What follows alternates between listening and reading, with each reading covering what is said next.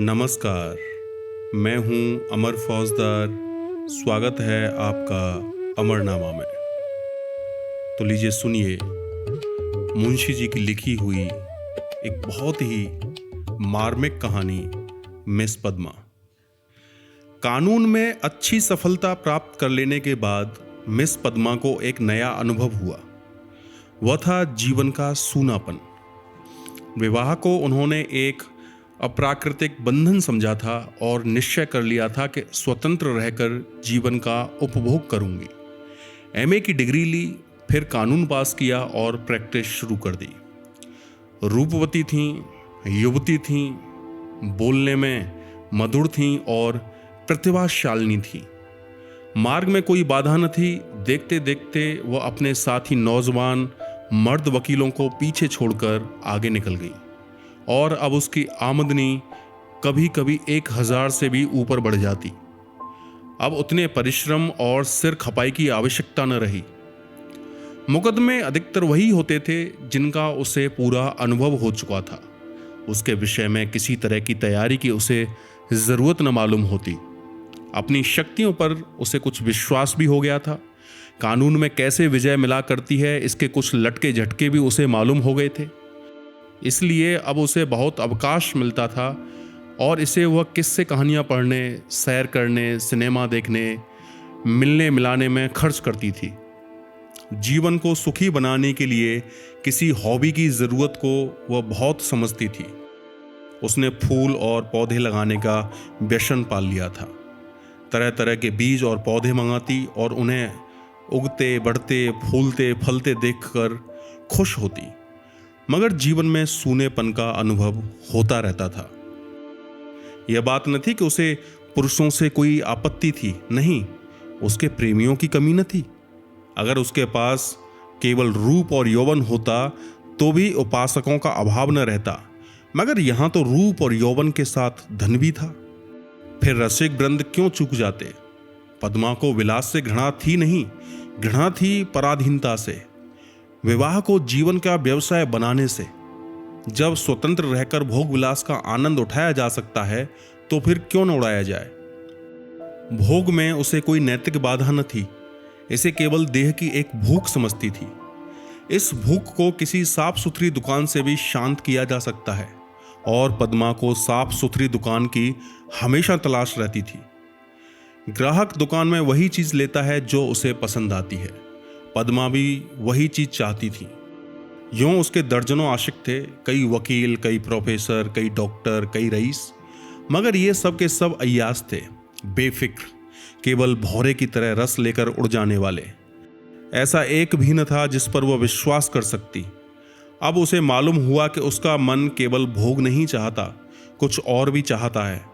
वह चीज क्या थी? पूरा आत्मसमर्पण, और यह उसे न मिलता था। उसके प्रेमियों में एक मिस्टर प्रसाद था, बड़ा ही रूपवान और धुरंधर विद्वान। एक कॉलेज में प्रोफेसर था। वह भी मुक्त भोग का आदर्श का उपासक था और पद्मा उस पर फिदा थी। चाहती थी उसे बांध कर रखे, संपूर्णतः अपना बना ले। लेकिन प्रसाद चुंगल में न आता था। शाम हो गई थी। पद्मा सैर करने जा रही थी कि प्रसाद आ गए। सैर करना रद्द हो गया। बातचीत में सैर से कहीं ज्यादा आनंद था और पद्मा आज प्रसाद से कुछ दिल की बात कहने वाली थी। कई दिन के सोच विचार के बाद उसने कह डालने का निश्चय किया। उसने प्रसाद की नशीली आंखों से आंखें मिलाकर कहा, तुम यहीं मेरे बंगले में आकर क्यों नहीं रहते? प्रसाद ने कुटिल विनोद के साथ कहा, नतीजा यह होगा कि 2-4 महीने में ये मुलाकातें भी बंद हो जाएंगी। मेरी समझ में नहीं आया, तुम्हारा मतलब क्या है? मतलब वही है जो मैं कह रहा हूं। आखिर क्यों? मैं अपनी स्वाधीनता न खोना चाहूंगा, तुम अपनी स्वतंत्रता न खोना चाहोगी। तुम्हारे पास तुम्हारे आशिक आएंगे, मुझे जलन होगी। मेरे पास मेरी प्रेमिकाएं आएंगी, तुम्हें जलन होगी। मनमुटाव होगा, फिर वैमनस्य होगा और तुम मुझे घर से निकाल दोगी। घर तुम्हारा है ही, मुझे बुरा लगेगा ही। फिर यह मित्रता कैसे निभेगी? दोनों कई मिनट तक मौन रहे।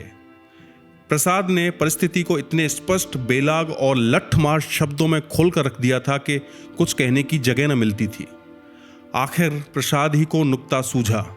बोला, जब तक हम दोनों यह प्रतिज्ञा न कर लें कि आज से मैं तुम्हारा हूं और तुम मेरी हो, तब तक एक साथ निर्वाह नहीं हो सकता। तुम यह प्रतिज्ञा करोगे? पहले तुम बतलाओ। हाँ, मैं करूंगी। तो मैं भी करूंगा, मगर इस बात के सिवा मैं और सभी बातों में स्वतंत्र रहूंगी, और मैं भी इस एक बात के सिवा हर बात में स्वतंत्र रहूंगा। मंजूर? मंजूर। तो कब से? जब से तुम कहो। मैं तो कहती हूं कल ही से। ठीक है फिर, लेकिन अगर तुमने इसके विरुद्ध आचरण किया तो? और तुमने किया तो? तुम मुझे घर से निकाल सकती हो, लेकिन मैं तुम्हें क्या सजा दूंगा? तुम मुझे त्याग देना, और क्या करोगे? जी नहीं, तब इतने से मन को शांति नहीं मिलेगी। तब मैं चाहूंगा तुम्हें जलील करूं, तुम्हारी हत्या कर दूं। तुम बहुत निर्दयी हो प्रसाद। जब तक हम दोनों स्वाधीन हैं, हमें किसी को कुछ कहने का हक नहीं, लेकिन एक बार प्रतिज्ञा में बंध जाने के बाद फिर न मैं इसकी अवज्ञा सह सकूंगा, न तुम सह सकोगी। तुम्हारे पास दंड का साधन है, मेरे पास नहीं। कानून मुझे कोई भी अधिकार नहीं देगा। मैं तो केवल अपनी पशुबल से प्रतिज्ञा का पालन कराऊंगा, और तुम्हारे इतने नौकरों के सामने मैं अकेला क्या कर सकूंगा?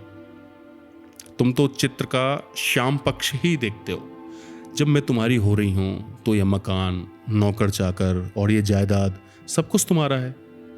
हम तुम दोनों जानते हैं कि ईर्ष्या से ज्यादा घृणित कोई सामाजिक पाप नहीं है। तुम्हें मुझसे प्रेम है या नहीं मैं नहीं कह सकती, लेकिन तुम्हारे लिए मैं सब कुछ सहने, सब कुछ करने के लिए तैयार हूं।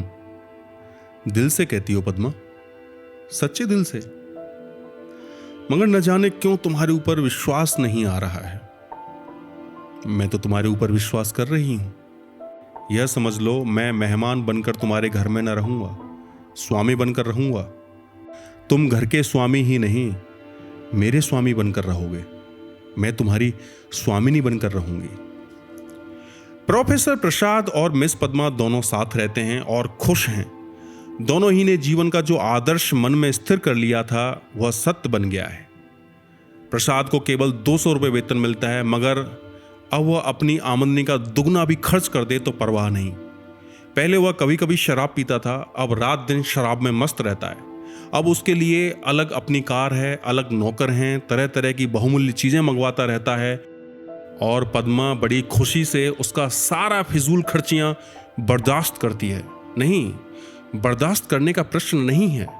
वह खुद उसे अच्छे से अच्छे सूट पहनाकर, अच्छे से अच्छे ठाट में रखकर प्रसन्न होती है। जैसी घड़ी इस वक्त प्रसाद के पास है, शहर के बड़े बड़े रईस के पास न होगी। और पद्मा जितना ही उससे दबती है, प्रसाद उतना ही उसे दबाता है। कभी कभी उसे नागवार भी लगता है, पर किसी अज्ञात कारण से अपने को उसके वश में पाती है। प्रसाद को जरा भी उदास या चिंतित देखकर उसका मन चंचल हो जाता है।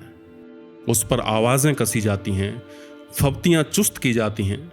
जो उसके पुराने प्रेमी हैं वे उसे जलाने और कुढ़ाने का भी प्रयास करते हैं, पर वह प्रसाद के पास आते ही सब कुछ भूल जाती है। प्रसाद ने उस पर पूरा आधिपत्य पा लिया है, और उसे इसका ज्ञान पद्मा को उसने बारीक आंखों से पढ़ा है, और उसका शासन अच्छी तरह पा गया है। मगर जैसे राजनीति के क्षेत्र में अधिकार दुरुपयोग की ओर जाता है, उसी तरह प्रेम के क्षेत्र में भी वह दुरुपयोग की ओर ही जाता है, और जो कमजोर है उसे तावान देना पड़ता है। आत्माभिमानी पद्मा अब प्रसाद के प्यार में पागल थी, और प्रसाद उसकी दुर्बलता का फायदा उठाने से क्यों चूकता। उसने कील की पतली नोक चुवा ली थी और बड़ी कुशलता से उत्तरोत्तर उसे अंदर ठोंकता जाता था। यहां तक कि उसने रात को देर से आना शुरू किया। पद्मा को अपने साथ न ले जाता, उससे बहाना करता कि मेरे सिर में दर्द है, और जब पद्मा घूमने जाती तो अपनी कार निकाल लेता और उड़ जाता। 2 साल गुजर गए और पद्मा को गर्व था। वह स्थूल भी हो चली थी। उसके रूप में पहले की सी नवीनता और मादकता न रह गई थी। वह घर की मुर्गी थी, साग बराबर। एक दिन इसी तरह पद्मा लौटकर आई तो प्रसाद गायब थे। वह झुंझला उठी। इधर कई दिन से वह प्रसाद का रंग बदला हुआ देख रही थी।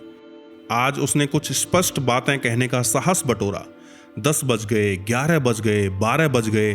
पद्मा उसके इंतजार में बैठी थी। भोजन ठंडा हो गया, नौकर चाकर सो गए। वह बार बार उठती, फाटक पर जाकर नजर दौड़ाती। बाहर 1 बजे के करीब प्रसाद घर आए। पद्मा ने साहस बटोरा था, पर प्रसाद के सामने जाते ही उसे इतनी कमजोरी मालूम हुई। फिर भी उसने जरा कड़े स्वर में पूछा, आज इतनी रात तक कहाँ थे? कुछ खबर है कितनी रात है? प्रसाद को वह इस वक्त असुंदरता की मूर्ति सी लगी। वह एक विद्यालय की छात्रा के साथ सिनेमा देखने गया था। बोला, तुमको आराम से सो जाना चाहिए था। तुम जिस दशा में हो उसमें तुम्हें जहां तक हो सके आराम करना चाहिए। पद्मा का साहस कुछ प्रबल हुआ। तुमसे जो पूछती हूं उसका जवाब दो। मुझे जहन्नुम में भेजो तो तुम मुझे भी जहन्नुम में जाने दो। तुम मेरे साथ दगा कर रहे हो, यह मैं साफ देख रही हूं। तुम्हारी आंखों की ज्योति कुछ बढ़ गई होगी। मैं इधर कई दिनों से तुम्हारा मिजाज कुछ बदला हुआ देख रही हूं। मैंने तुम्हारे साथ अपने आप को बेचा नहीं है। अगर तुम्हारा जी मुझसे भर गया हो तो मैं आज जाने को तैयार हूं।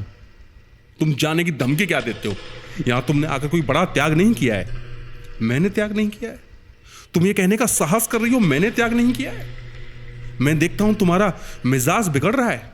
तुम समझती हो मैंने इसे अपंग कर दिया, मगर मैं इसी वक्त मैं ठोकर मारने को तैयार हूं। इसी वक्त। पद्मा का साहस जैसे बुझ गया था। प्रसाद अपना ट्रंक संभाल रहा था। पद्मा ने दीन भाव से कहा, मैंने तो ऐसी कोई बात नहीं कही जो तुम इतना बिगड़ उठे। मैं तो केवल तुमसे पूछ रही थी कि कहाँ थे। क्या मुझे इतना भी अधिकार नहीं देना चाहते? मैं कभी तुम्हारी इच्छा के विरुद्ध कोई काम नहीं करती और तुम मुझे बात बात पर डांटते रहते हो। तुम्हें मुझ पर जरा भी दया नहीं आती। मुझे तुमसे कुछ भी तो सहानुभूति मिलनी चाहिए। मैं तुम्हारे लिए क्या कुछ करने को तैयार नहीं हूं, और आज जो मेरी दशा हो गई है तो तुम मुझसे आंखें फेर लेते हो। उसका कंठ रुध गया और मेज पर सिर रखकर फूट फूट कर रोने लगी। प्रसाद ने पूरी विजय पाली। पद्मा के लिए मातृत्व अब बड़ा ही अप्रिय प्रसंग था। उस पर चिंता मंडराती रहती। कभी कभी वह भय से कांप उठती और पछताती। प्रसाद की निरंकुशता दिन दिन बढ़ती जाती थी। क्या करे क्या न करे। गर्भ पूरा हो गया था। वह कोर्ट न जाती थी। दिन भर अकेली बैठी रहती थी। प्रसाद शाम को आते, चाय वाय पीकर फिर उड़ जाते, तो 11-12 बजे से पहले न लौटते। वो कहाँ जाते हैं यह भी उससे छिपा न था। प्रसाद को तो जैसे उसकी सूरत से नफरत थी। पूर्ण गर्भ, पीला मुख, चिंतित, उदास, फिर भी वह प्रसाद को श्रृंगार और आभूषण से बांधने की चेष्टा से बाज न आती थी। मगर वह जितना ही प्रयास करती उतना ही प्रसाद का मन उसकी ओर से फिरता था। इस अवस्था में श्रृंगार उसे और भी भद्दा लगता। प्रसव वेदना हो रही थी, प्रसाद का पता नहीं। नर्स मौजूद थी, लेडी डॉक्टर मौजूद थी, मगर प्रसाद का न रहना पद्मा की प्रसव वेदना को और भी कष्टकारी बना रहा था। बालक को गोद में देखकर उसका कलेजा फूल उठा, मगर फिर प्रसाद को सामने न पाकर उसने बालक की ओर से मुंह फेर लिया। मीठे फल में जैसे कीड़े पड़ गए हों। 5 दिन सौर गृह में काटने के बाद जैसे पद्मा जेल खाने से निकली, नंगी तलवार बनी हुई। माता बनकर वह अपने में एक अद्भुत शक्ति का अनुभव कर रही थी। उसने चपरासी को चेक देकर बैंक भेजा।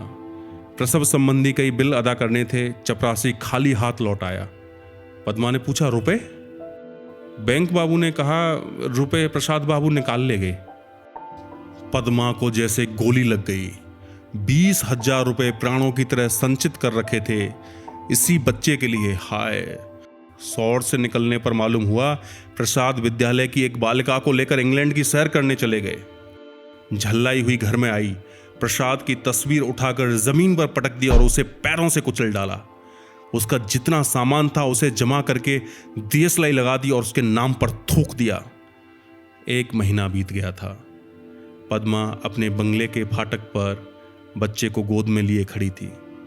उसका गुस्सा अब शोक में निराशा बन चुका था। बच्चे पर कभी दया आती, कभी प्यार आता, कभी घृणा होती। उसने सड़क पर देखा एक यूरोपियन लेडी अपने पति के साथ अपने बालक को गाड़ी में बिठाए लिए चली जा रही थी। उसने हसरत भरी आंखों से उस खुशनसीब जोड़े को देखा और उसकी आंखें सजल हो गईं। आपने इस कहानी को इतने प्यार से सुना, उसके लिए बहुत बहुत शुक्रिया।